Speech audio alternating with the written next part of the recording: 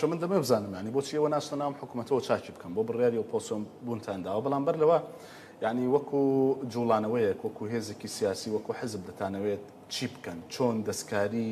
حکومڕانی و ئیدارەدان بکەن لە هەرێمی کوردستاندا چونکە قسەیەکی ئێستا بە جۆرێک لە جۆرەکان ڕەنگە خەڵک وەکو پێویست متمانەی بە حیزبیش نەمابێت. طبعا کاکازانەوەی کە خەڵک باوەڕی بە حیزب نەوە دەستی خۆش بە ڕاستەکە لەگەڵ ڕێز و حرمەتە بۆ ژمارەیەکی کەمی سیاسەکان لەگەڵ ڕێز و حرمەتمە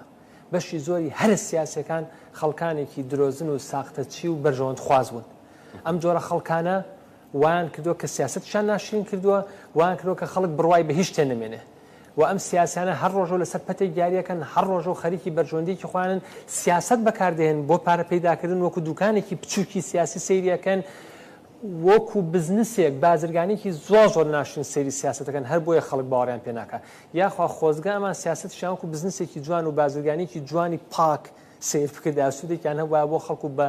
سەدان هەزار هەلی کاریان بڕخساندا و خەڵک لێی سوودون بنە بەڵام لە بازرگانی بزنسەکەیشانە وەکو بزنسێکی زۆر ناشرین سەیری سیاستەکەن بۆیە خەڵک باوەڕی بەم سیاسیان نەماوە. ئێمە لە نەوەی نوێ دیدی ئێمە وەکو جوڵانەوەی نەوەی نوێ گێڕانەوەی ئەخلاقە بۆ سیاست گێڕانەوەی ڕازگۆیە پێمان وایە ئەگەر لە 4 ساڵی داهاتوودا لە 8 ساڵی داهاتوودا ڕازگۆ بین لە 20 ساڵی داهاتوودا بەردەوام لەگەڵ خەڵکی خۆمانە ڕازگۆ بین درۆ نەکەین لەسەر یەک پەت بین پشتی خەڵکی خۆمان بگرین لە نوێ ڕێگە بەجیان نێڵین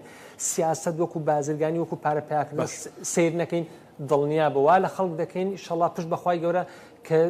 دیدیان نەزڕیان لەسەر سیاست و سیاستمەدارە